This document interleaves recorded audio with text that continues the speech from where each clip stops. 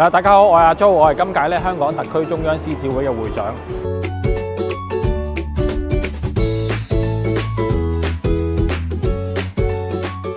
我哋好希望我哋嘅學生能夠活得有尊嚴，活得有質素，活得更精彩。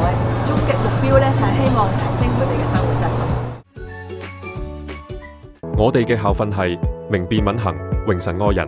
我哋學校係學生嘅避風港同加油站。